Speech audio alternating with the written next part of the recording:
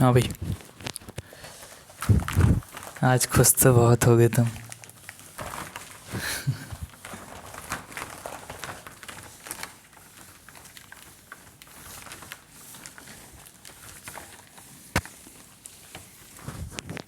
चलो, रैखिक प्रोग्रामन के एक दो थ्योरी वाले सवाल और कर लें पहले, है ना। पहले अंकित ने एक सवाल भेजा था, पहले उसको डायग्राम देख लो एक बार। और अर्पिता, इतने कठिन क्वेश्चन करने की ज़रूरत नहीं है यार अपने को, है ना। वो कर सकते हो लेकिन इतने लेंदी कभी आते नहीं है ना, उनकी सबकी टेंशन छोड़ो तुम।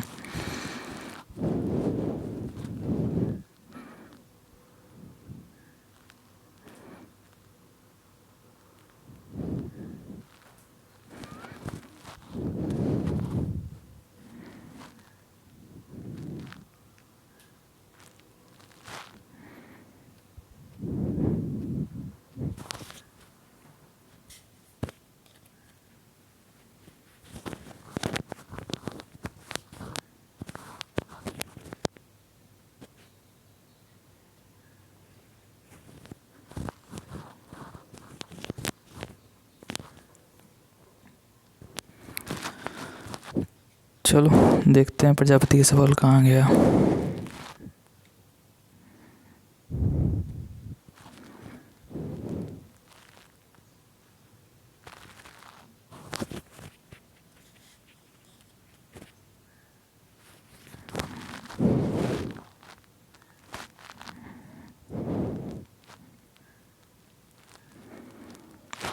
तो सवाल ये है, x minus Y greater than equal to 0,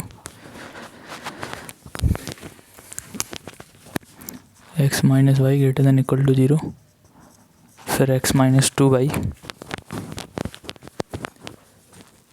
नहीं minus x plus 2y greater than equal to 2, minus x plus 2y greater than equal to 2,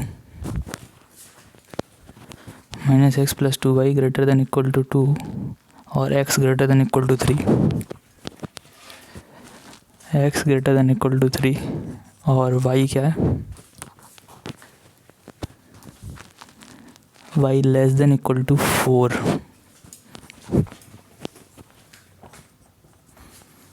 ठीक है, x minus Y greater than equal to 0 है, minus x plus 2y greater than equal to 2 है, x greater than equal to 3 है, y less than equal to 4 है, और y greater than equal to 0, y greater than equal to 0। अच्छा ठीक है, देखो y के बारे में ये कंडीशन है, इसको समझो। क्या लिखा है, ये लिखा हुआ है y छोटा या बराबर है 4 से। समझ आ रही बात, मतलब y जो है या तो 4 रहेगा या 4 से छोटा रहेगा, लेकिन बड़ा है या बराबर है 0 के। पहले y वाली दोनों इक्वेशन पढ़ लेते हैं फिर आगे बढ़ते हैं ना। तो वो कह रहा है कि y की वैल्यू बड़ी है या बराबर है 0 से, और y छोटा या बराबर है 4 से। मतलब y की वैल्यू 4 से छोटी रहने और 0 से बड़ी रहने, मतलब रहेगा पॉजिटिव। कुल मिला के इतनी बात है। और ये क्या कह रहा है, ये कह रहा है x तो बड़ा है भाई सब और बराबर 3 के, मतलब x की वैल्यू 3 से बड़ी ही लेना है, तो वो भी पॉजिटिव रहेगा। मतलब ग्राफ बनेगा x और y पॉजिटिव में ही। समझ रहे बात को। चलो ठीक है, सबसे पहले इन दोनों लाइन की बात कर ले रहे, x माइनस वाई बराबर में 0 कर दो। ठीक है, तो x को 0 करोगे तो y भी 0 आएगा, पॉइंट बनेगा 0 0। फिर जब y को 0 करोगे तो x भी 0 आएगा, पॉइंट बनेगा 0 0। कुल मिला के यहाँ से एक ही बिंदु है 0 0। दूसरी लाइन में आ जाओ, माइनस एक्स प्लस में 2y बराबर में 2। जब x बराबर 0 करेंगे तो 0, 2y बराबर में 2, 2 से 2 काटो एक बार, तो बिंदु क्या बन गया 0 1। फिर जब y को 0 करोगे तो 0 करने पे माइनस एक्स बराबर में 2, x बराबर में माइनस 2, पॉइंट बन गया -2, 0। y को 0 करो, 0 इंटू 2 0 हो जाएगा, माइनस एक्स बराबर 2, एक्स बराबर माइनस को यहाँ भेजो -2, पॉइंट बना -2, 0। ये दो बिंदु आ गए। अभी बाकी बना ले रहे ठीक है, ग्राफ सुनो। ग्राफ में पहले इस लाइन को बनाओ, 0 0 से पास कर रही ना, 0 0 से पास करवा दो एक line. x minus Y greater than equal to 0। दूसरा है minus x plus 2 Y greater than equal to 2। 0 1 minus 2 0 0 1, X में 0 वाई में 1 और माइनस 2 0, एक्स में -2 चाहिए। ठीक है, -2 चल रहा है यहाँ तक, -2 0। ग्राफ सेट नहीं करना है यहाँ पे, पॉइंट तो ले ही सकते हो। ठीक है, इनको मिला दो, ये लो एक लाइन ये बनेगी। ग्राफ सेट करेंगे यहीं पे अपन, प्लस वाई प्लस एक्स के बीच में। वो तो लाइन खींचने के लिए अपन को मिलाना तो पड़ेगा ही ना भाई, समझ रहे? चलो ठीक है। अब अच्छा, फिर अगली लाइन आ जाओ। अच्छा, इनका कटान बिंदु और निकाल लो जरा, ये पॉइंट कौन सा है, समझ रहे बात को? कटान बिंदु निकालना पड़ेगा आपको पहले, तो इन दोनों का कटान बिंदु वो भी निकाल के देख ले रहे। कटान बिंदु बताओ, x माइनस वाई बराबर 0 है, या कह सकते हैं या x बराबर में y। ठीक है, और माइनस एक्स प्लस में 2y बराबर में 2 है। x की वैल्यू y कर दो यहाँ पे, 2y प्लस वाई माइनस, तो y बराबर में 2। और अगर y बराबर 2 रहेगा तो फिर x और y बराबर ही है ना, तो x बराबर भी 2 आ जाएगा। बिंदु बन गया 2,2। समझ गए? x की वैल्यू भी 2 और y की वैल्यू भी 2। ठीक है ना, तो ये पॉइंट हो गया हमारा 2,2। ठीक है, ठीक है ना। इसके बाद ये लाइन थोड़ी इधर को लिख रहे हैं, ठीक है। और ये कौन सी लाइन है? ये नीचे वाली लाइन कौन सी है? माइनस एक्स प्लस में 2y greater than equal to 2। ठीक है, तो अब क्या करना है?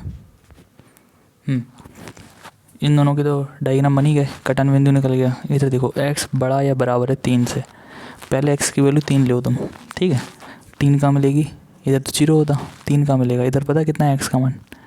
इधर कितना है x की वैल्यू? 2। देख लो भाई, आगे 2 लगा है, तो 3 थोड़ा सा आगे मिलेगा।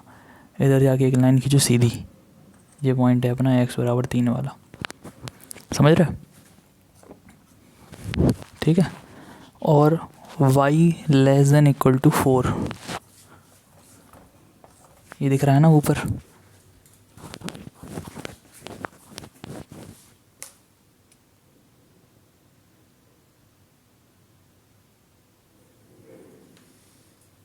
ग्राफ को देखना ठीक से, है ना? अच्छा, अब बताओ, हमें 4 चाहिए, तो जो 4 है क्या रहना, वो देखो y less than equal to 4। ये थोड़ा सा ऊपर टेप पे भी बना रहे हैं हम, थोड़ा ध्यान देना, ऊपर पहुंच गया ना डायग्राम ये। ठीक है, तो एक काम करो, x बराबर 3 का, x बराबर 3 की जो तुमने रेखा खींची ना अभी, x बराबर 3 का, और ये ऊपर वाले बिंदु का कटान बिंदु निकालो। ये कौन सी रेखा है? ये वाली, ये कौन सी लाइन है भाई? x माइनस वाई बराबर 0। इसको छोड़ो, बराबर लगा लो। अब x का मान अगर 3 है, तो फिर y का मान निकाल के देखो यहाँ से, कटान बिंदु निकाल ले इन दोनों का। 3 माइनस वाई बराबर 0, y का मान भी 3 आएगा, बिंदु बनेगा 3,3। मतलब ये जो पॉइंट है ना, इधर पे भी कितना आएगा? 3,3, ये वाला पॉइंट। समझ रहे बात को? अच्छा, फिर आ जाओ, यही रेखा अपनी x बराबर 3 का, और ये लाइन, ये कौन सी लाइन है? माइनस एक्स प्लस में 2y बराबर 2। इनका कटान बिंदु है, तो x की वैल्यू 3 रखो, -3 मान लो प्लस 3 और 2 5, y बराबर 5/2, यानी y का मान आ गया 2.5। यहाँ कहीं मिलेगा ये, समझ रहे? 3,2.5। समझ रहे हो ना बात को? कुल मिला के देखो, पहले इस लाइन का और इसका कटान बिंदु निकाला, फिर जब तुमने x बराबर 3 की रेखा खींची, तो x बराबर 3 ने इसको काटा इधर, इसको काटा इधर, इधर किसको काटा? x बराबर 3 और इसने, तो x बराबर 3 और इसका, इस रेखा का x माइनस वाई बराबर 0 का कटान बिंदु आया 3 3, ये लिख दिया। फिर नीचे वाले का भी निकाल लो, ज़रूरत तो पड़ेगी, इसका भी निकाल लो। तो ये लाइन थी हमारी x minus x plus 2y बराबर 2, और ये वाली सीधी कौन सी थी, x बराबर 3। इनका कटा बिंदु निकालो 2.5, ये आ गया 3,2। ठीक है, अब हमें लाइन खींचना कौन सी, y बराबर 4 वाली, समझ रहे। तो y बराबर 4 की लाइन खींचो। देखो इधर पे बताना y का मान कितना है, 3, 4 थोड़ा सा ऊपर मिलेगा। ये लाइन खींच रहे हैं ना हम, ये लाइन कौन सी है, समझ रहे, y बराबर 4 की, समझे ना। ठीक है, अब हमें करना है ग्राफ सेट। तो ग्राफ मालूम है कितने कितने, देखो एक तो छोटा सा एरिया है बीच में, एक ये है, एक ये है, ये है, ये है, ये है, बहुत सारी एरिया हो गए, समझ रहे ना। ये कोई लाइन नहीं थी, वो तो हमने बनाई थी अपने लिए बनाई है कि मालूम चले कि यहाँ पे इस बिंदु पे सामने देखेंगे तो x का मान कितना है 2, यहाँ से यहाँ तक x में 2 फिर y में 2, तब बनाइए 2 2। ठीक है, अब देखते हैं ग्राफ वाला। सबसे पहले तो ये बताओ, ये वाली लाइन क्या कह रही, y छोटा या बराबर है 4 से और y बड़ा है 0 से।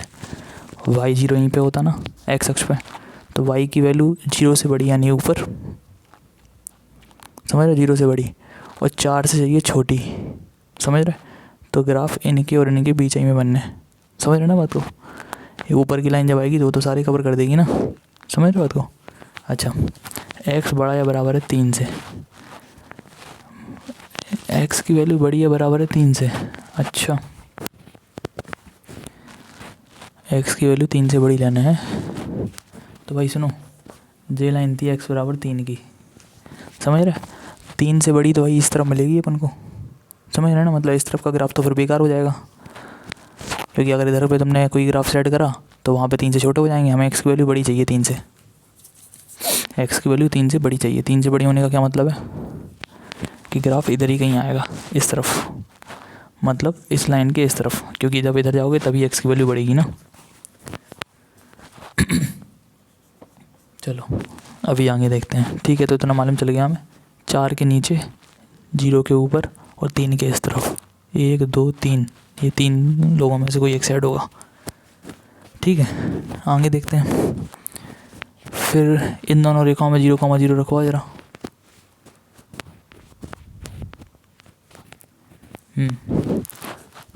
रेखा कौन सी रेखा में x minus Y greater than equal to 0 में क्या रखवाते हैं, 0,0 रखवाओ।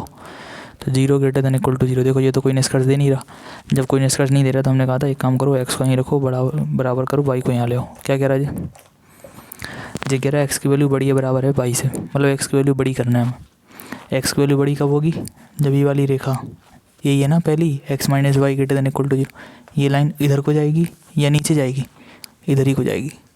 ये पूरी लाइन इधर को चलने वाली है, समझ रहे ना बात को, लाइन इधर को जाएगी ये वाली, ठीक है। अच्छा, ये लाइन इधर चली गई, इसका मतलब ये है कि कौन कौन से ग्राफ सेट कर रही है, 1 2 3 4, समझ रहे ना। ये पूरा एक है और इधर को जाएगी, एक्स की वैल्यू बड़ी करने उसे वाई से। और दूसरा कह रहा minus x plus 2y greater than equal to 2, minus x plus में 2y greater than equal to 2, दोनों में 0 को 0 ग्रेटर दैन 2। असत्य कथन है। असत्य कथन होने का मतलब, इसका मतलब क्या है, ये जो लाइन है वो कहाँ जाएगी, ऊपर। ये लाइन ऊपर जाने वाली है ना, और जब ये लाइन ऊपर जाएगी तो ऊपर किस किस को कवर करेगी, इन्हें और इस तरफ। इधर तो जाना ही नहीं है, इधर जाओगे तो x की वैल्यू 3 से कम हो जाएगी। इन्हें की थी x बड़ा या बराबर रहना चाहिए 3 से, समझ रहे ना। इधर को चलोगे ना तो ज़्यादा दिक्कत हो जाएगी। हमें 3 के इधर ही रहना, तो मतलब ये वाला एरिया लग रहा है हमें, तो समझ रहे ना, ठीक है। क्योंकि ये लाइन जा रही इधर, ठीक है, और हमें इस लाइन के उसी तरफ जाना है, क्योंकि 3 से बड़ी वैल्यू चाहिए। जब इधर जाओगे तो या तो ये कवर होगा या फिर ये वाला, इन दोनों में से कोई एक। और अगर इन दोनों में से कोई एक होगा, समझ रहे हो, इन दोनों में से अगर कोई एक होगा तो कौन सा वाला लेंगे बोलो फिर। इस लाइन पे भी तो आओ, तो ये लाइन कहाँ जाएगी, ऊपर, समझ रहे ना। लाइन बनाओ तभी आएगा समझ में, मतलब टिक करते जाओ। ये नीचे आएगी 1 2 3 4, इसको तो हटा दो, 3 से छोटा हो गया ये, इसे भी हटा दो। अच्छा, इस लाइन पे इधर को जा रही है, तो ये वाला और ये वाला। अब इस वाली पे आओ, वो कहीं जा रही है ऊपर, तो ये वाला ही होगा केवल, समझ रहे? वो आएगी नीचे, तो ये हो जाएगा, यही वाला एरिया कवर होगा, समझ रहे ना? एक बिंदु ये भी है, अभी कटान बिंदु 1 2 3 ये है, खुला है, लेकिन यार ये पता नहीं कैसे खुला नहीं रहना चाहिए, बंद रहना चाहिए एरिया। चलो क्या कर सकते हैं, खुला है तो खुला रहने दो। ये बनना उच्चतम बिंदु, समझ रहे ना? किस किस का कटान बिंदु है ये? y बराबर 4,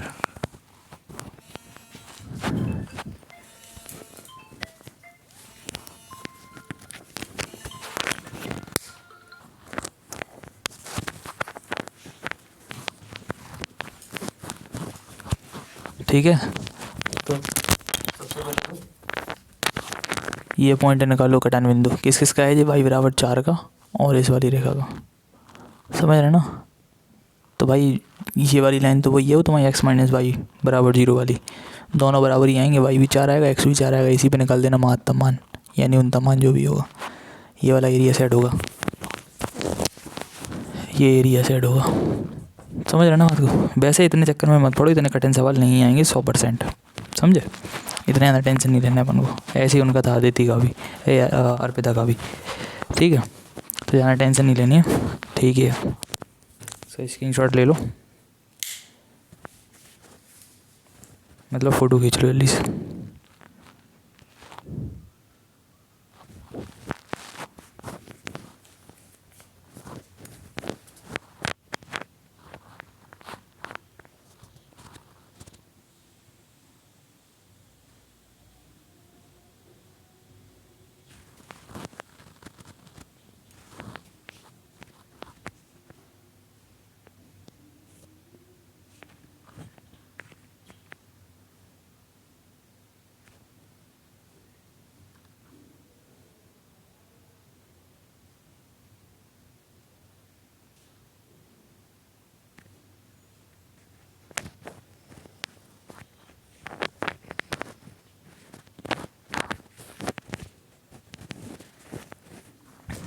हो गया ना भाई? चलो आगे बढ़ रहे हैं इसमें हम, छोड़ो इसको, ज़्यादा टेंशन नहीं लेनी इसकी, है ना? थ्योरी वाले ज़रूर देख लो। थ्योरी वाले में क्या होगा कि अगर आपने थ्योरी को सॉल्व करके एक क्वेश्चन बना ली, समझ रहे? तो एक क्वेश्चन बनने के बाद फिर वो आसान सवाल हो जाता है। दिक्कत हमारे लिए ये है कि यार थ्योरी बहुत बड़ी बड़ी होती हैं, कैसे बोलें क्या करें।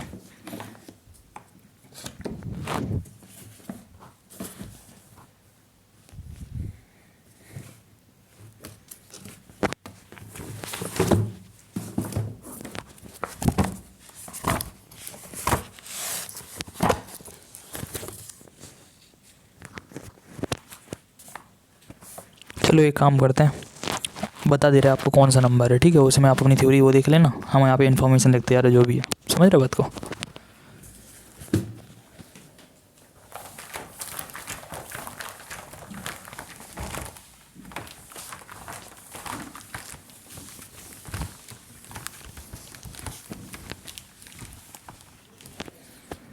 और जो अंकित कुशवाहा है, अंकित कुशवाहा यार तुम अपने सवाल भेज देना, वो वेक्टर वाले 2-3 सवाल थे ना, वो दोस्त ने पूछे थे, किन ने पूछे थे, क्या था वो, भेजना उनको एक बार ज़रा, उनको देखेंगे पहले फिर देखते हैं उनको, ठीक है? काची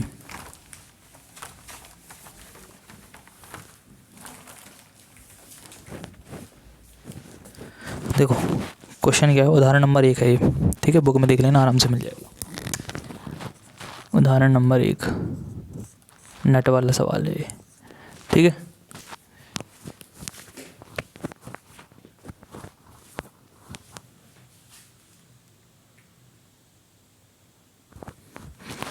तो उसमें क्या है,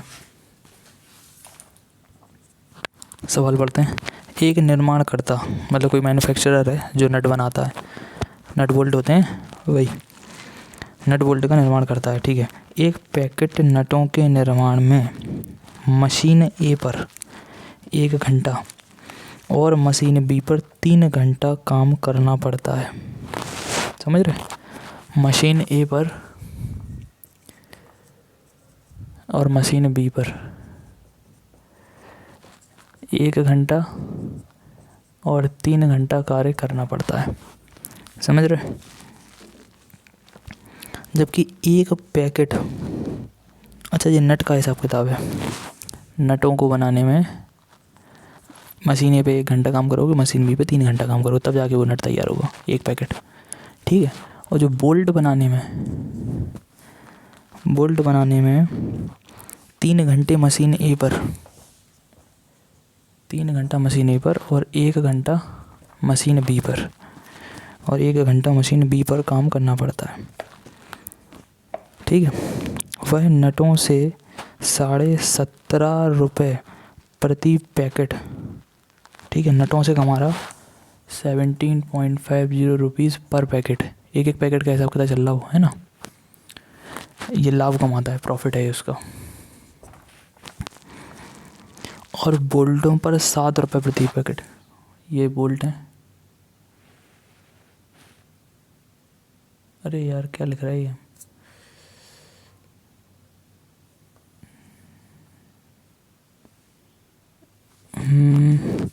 ये नट का हिसाब किताब है, ये बोल्ट का है।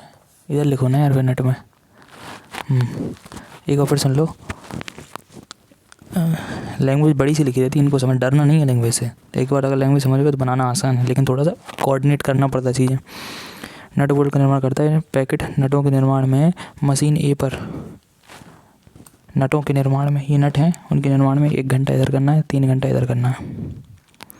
फिर बोल्ट के निर्माण में 3 घंटा इधर करना है और 1 घंटा इधर करना है। नटों से 17.5 रुपये प्रति पैकेट। नटों से 17.5 रुपये, 17.50 रुपये प्रति पैकेट। और बोल्टों पर 7 रुपये प्रति पैकेट, 7 रुपीज़ पर पैकेट। ठीक है, ये प्रॉफिट है उनका, लाभ कमाता है। यदि प्रतिदिन मशीनों का अधिकतम उपयोग 12 घंटे किया जाए, समझ रहे बात को, मतलब दोनों मशीनें मैक्सिमम, अधिकतम 12 घंटे काम करेंगी, ये भी और ये भी। बात आ रही है समझ में? दोनों मशीनों को 12 घंटे से काम नहीं करवाना है अपने को, ठीक है ना।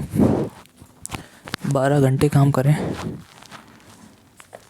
तो प्रत्येक नट और बोल्ट के कितने पैकेट उत्पादित किए जाएं कि लाभ अधिकतम हो। ठीक है, कितने पैकेट, मतलब समझ रहे ना, कितने पैकेट नट बनाए जाएं, कितने पैकेट बोल्ट बनाए जाएं कि जो लाभ है, यानी जो प्रॉफिट है, वो अधिकतम रहे। समझ रहे ना, मैक्सिमम ये है।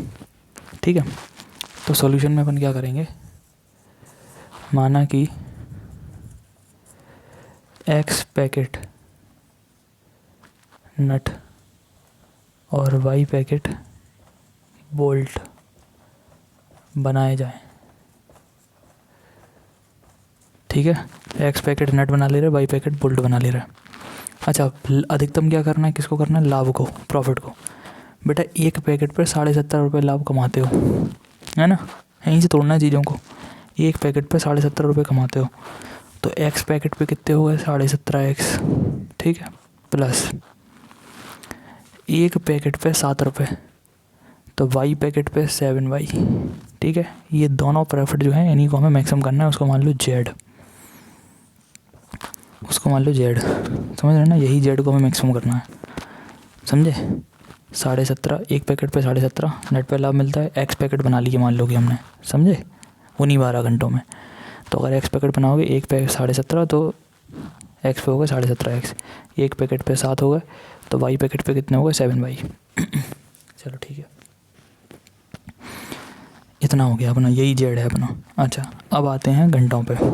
ठीक है, मशीन A 1 घंटे काम करती है हर पैकेट पे, और मशीन B 3 घंटे नट के लिए। पहले नट में आ जाओ, ये चलो पहले मशीन A की बात कर लो। मशीन A को कितना काम करना पड़ता, मशीन A पे आ जाओ। मशीन A को 1 घंटा नटों को बनाने में काम करना पड़ेगा, और 3 घंटा बोल्ट को बनाने में काम करना पड़ेगा, एक पैकेट। तो भाई साहब तुमने X पैकेट तो नट के बनवा लिए, समझ रहे, अगर एक पैकेट में 1 घंटा लग रहा, 2 पैकेट में 2 घंटे लगेंगे, 3 पैकेट में 3 घंटे, 4 पैकेट में 4 घंटे। बेटा उसी तरह से x पैकेट में लगेंगे x घंटे प्लस घंटे बना रहे हैं समय, ठीक है। अच्छा, एक पैकेट में 3 घंटे, तो y पैकेट में कितने लगेंगे 3y। समझ रहे, मशीन ए की बात कर रहे हैं हम। देखिए बल मशीन ए को कितना काम करना पड़ रहा, तो मशीन ए को 1 घंटा यहाँ करना, x पैकेट में x घंटे हो गए, 3 घंटा यहाँ करना, तो y पैकेट में हो गए 3y। और ये जो वैल्यू है वो 12 से कम रहना चाहिए। अधिकतम 12 घंटे का मतलब समझते हो, 12 घंटे से ज़्यादा नहीं आना चाहिए, 12 घंटे से कम ही रहे टाइमिंग हर मशीन पे। तो मशीन ने इतना काम करा नट बनाने में, इतने घंटे काम करा बोल्ट बनाने में, और ये चीज़ कम या बराबर रहना चाहिए 12 से। चिन्ह देखो हमने सही लगाया कि नहीं, x + 3y less than knock है बराबर 12। या तो 12 घंटे रहे या 12 से कम रहे, मशीन पे ज़्यादा लोड नहीं डालना है 12 घंटे का। समझ रहे बात को। अब आते हैं ज़रा मशीन बी पे, ठीक है। का समय, तो इनकी भी लिमिट 12 घंटा की है, उससे कम या बराबर ही रहना चाहिए। टाइम देख लो, तो मशीन बी को क्या है, नट बनाने में 3 घंटे काम करना पड़ता। तो बेटा तुमने x पैकेट बना लिए, तो 3x करो फिर। जी एक पैकेट में लग रहा है ना 3 घंटे, तो x पैकेट में 3x प्लस मशीन बी को 1 घंटा लग रहा एक पैकेट बनाने में बोल्ट को। समझ रहे, तो y पैकेट बनाने में y, ये घंटे नट बनाने में, ये घंटे बोल्ट बनाने में। कौन सी मशीन के द्वारा, मशीन बी के द्वारा। समझ रहे बात को, और वो भी छोटा है बराबर रहना चाहिए 12 से। अब जो 3 इक्वेशन बन गई तुम्हारी, नहीं समझे, 3 इक्वेशन को बिल्कुल वैसे ही करना है जैसे अपन करते हैं। एक बार फिर समझ लो, एक उत्पादक है, एक मैन्युफैक्चरर है, कोई फैक्ट्री वाला है, वो नट और बोल्ट बनाता है। नटों को बनाने का हिसाब किताब क्या है, एक मशीन ए है उसके घर में, वो 1 घंटे काम करनी पड़ेगी एक पैकेट पे। एक पैकेट नट बनाओगे, मशीन ए को 1 घंटा काम करोगे, और मशीन बी को 3 घंटा, तब जाके वो एक पैकेट बनेगा नट। बोल्ट में क्या है, 3 घंटे काम करो मशीन ए पे और 1 घंटा काम करो मशीन बी पे, तब जाके तुम्हारा एक पैकेट बोल्ट बनेगा। यहाँ पे कमाई 17.5 की, यहाँ कमाई 7 की है। और दोनों मशीनों पे तुम ज़्यादा लोड डाल नहीं सकते। कितना डाल सकते, मैक्सिमम 12 घंटा 12 घंटा, ठीक है। और कह रहे बताओ लाभ तुम्हें मैक्सिमम कमाना है। एक पैकेट पे 17.5 लाभ होता, हमने मान लिया कि x पैकेट नट बना रहे, y पैकेट बोल्ट बना रहे। एक पैकेट पे 17.5, तो बेटा x पैकेट पे 17.5x, एक पैकेट पे 7, तो y पैकेट पे 7y। और दोनों का लाभ जोड़कर आना चाहिए कितना, z। और इसी को हमें मैक्सिमम करना है, इसी को हमें अधिकतम करना है। अब मशीन ए पे आ जाओ। मशीन ए जो है, एक पैकेट में 1 घंटा यहाँ कर रही, x पैकेट पे x एकम x घंटे यहाँ हुए।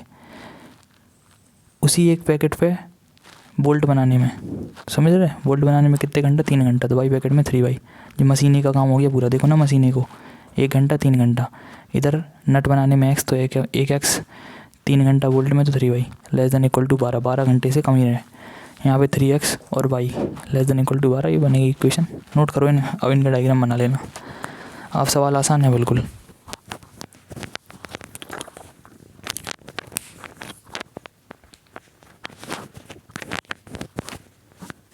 इसके बाद प्रायिकता चालू करते हैं, ठीक है, कल से।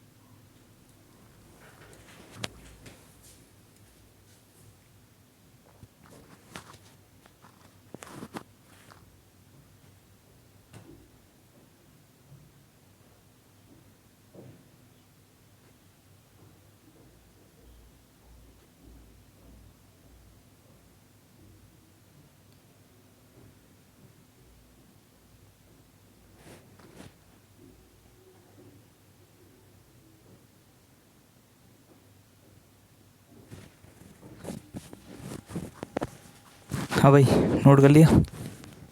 उदाहरण नंबर 1 है ये बुक में, ठीक है।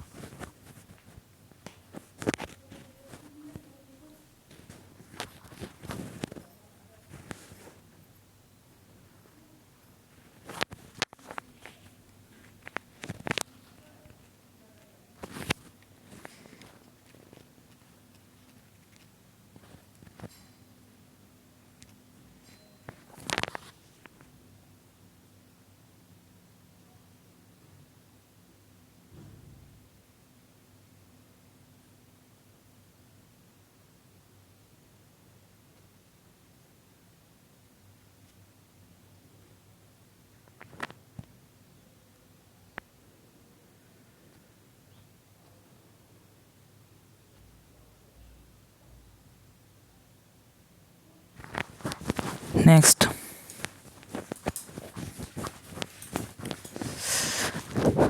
इसका डायग्राम तो बना ही लोगे ना आप। ये तो करवा ही दिया था एक।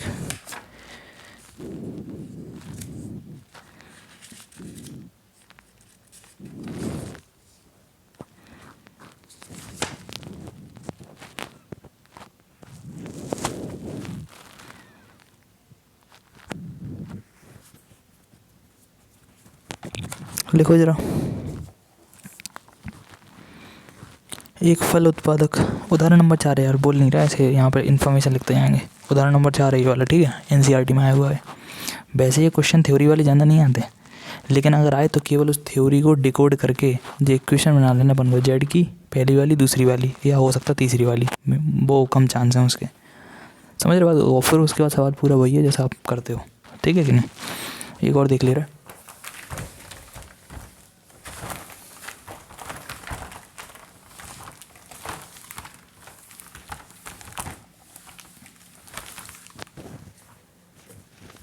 ठीक है, देखो, एक फल उत्पादक अपने बाग में 2 प्रकार के खादों पी और क्यू ब्रांड का उपयोग कर सकता है, ठीक है। मतलब अलग अलग क्वालिटी के आते हैं ना खाद वगैरह। तो एक है ब्रांड पी, एक है ब्रांड क्यू, ठीक है। मिश्रण के प्रत्येक थैले में नाइट्रोजन, फास्फोरस, पोटास, नाइट्रोजन है, फास्फोरस है, पोटास, पोटेशियम को कैसे लिखते हैं ना, ठीक है, और क्लोरीन, 4 चीज़ें हैं ये। ब्रांड पी में भी ब्रांड क्यू में भी अलग अलग मात्रा है, लेकिन परीक्षण संकेत देते हैं कि बाघ को कम से कम 250 किलोग्राम फास्फोरिक, इतना मिलना चाहिए कम से कम।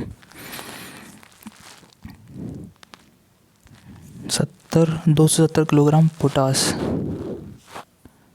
270 किलोग्राम पोटास,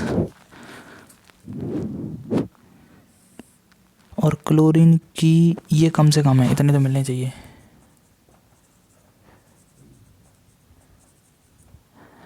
ठीक है। और जो नाइट्रोजन है, नहीं, क्लोरीन जो है वो अधिकतम 310 है। क्लोरीन अधिकतम 310, मतलब मैक्सिमम, इससे ज़्यादा नहीं होना चाहिए, 310 kg।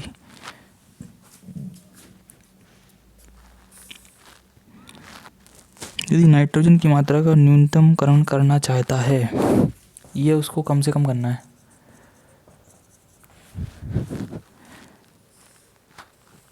तो प्रत्येक मिश्रण के कितने थैलों का उपयोग करना चाहिए, मिलाई जाने वाली नाइट्रोजन की निम्नतम मात्रा क्या है,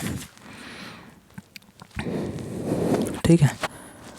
समझ रहे हो ना, ये नाइट्रोजन है ना, इसी को अपने को कम से कम करना है, निम्नतम करना है, समझ रहे। तो मान लो अपन ने ब्रांड पी के एक्स थैले खरीदे और ब्रांड क्यू के वाई थैले खरीदे, थैलों में आती है ना खाद। तो अपन ने कहा ये काम करो, हमें नाइट्रोजन कम से कम रखना है, अब एक ही तरह की चीज़ नहीं ले रहे, दोनों तरह की चीज़ें ले रहे। ब्रांड पी वाले भी कुछ थैले ले लो, ब्रांड क्यू वाले भी कुछ थैले ले लो, इधर एक्स थैले लिए, इधर वाई थैले लिए, ठीक है। और एक थैले में कितनी है बताना चाहिए ना यार।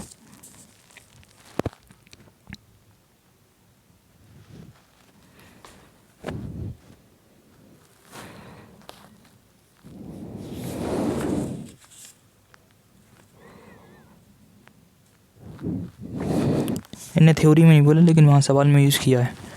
नाइट्रोजन है, अच्छा सारणी दी है ना, सारणी, हाँ ठीक है ठीक है, सारणी दी है उसने, ठीक है।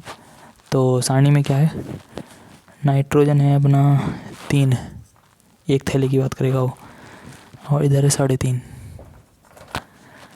इधर है 1, इधर है 2, इधर 3, 1.5 और 1.5 और 2, ये एक थैले का लेखा जोखा है। एक थैला अगर तुमने ब्रांड पी का लिया, 3 किलो नाइट्रोजन है, 1 किलो फास्फोरस है, 3 किलो पोटास है, ठीक है, फास्फोरस है, पोटास है, और 1.5 किलो क्लोरीन है, ठीक है। और ब्रांड अगर क्यों खरीदे तो 3.5 kilo nitrogen, 2 kilo phosphorus, 1.5 kilo potash, 2 kilo chlorine, समझ आ रही बात।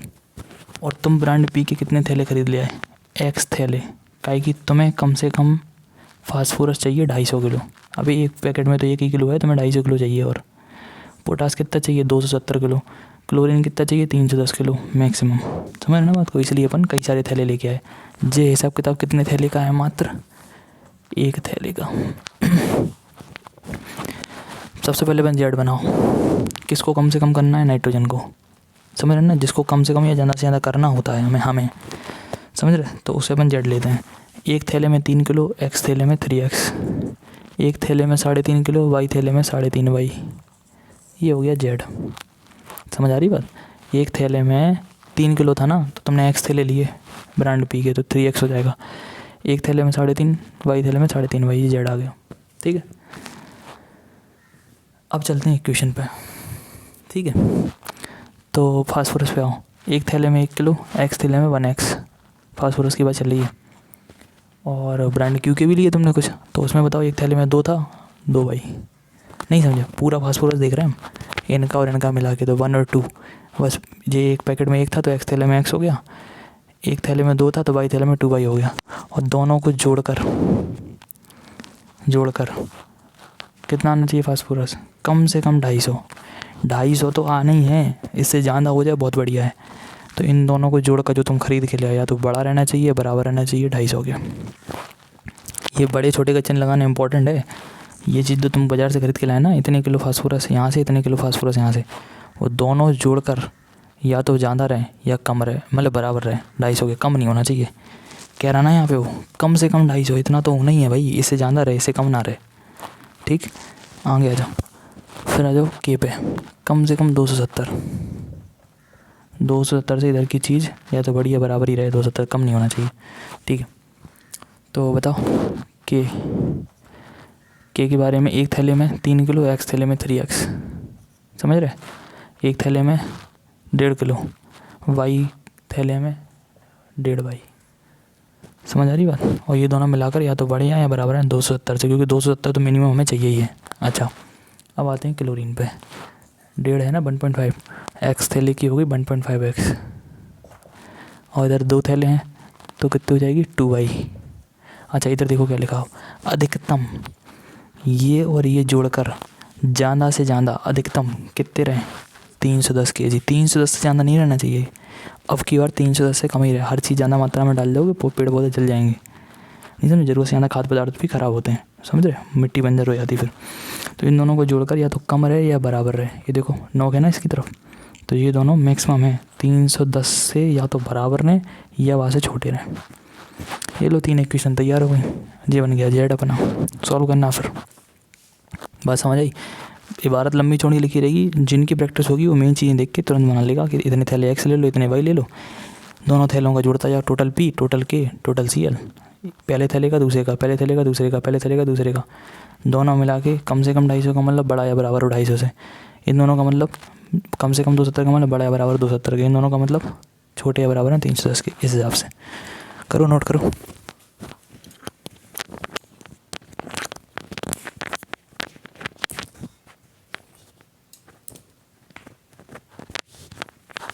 बाकी कल से नया चैप्टर तैयार करते हैं, ठीक है।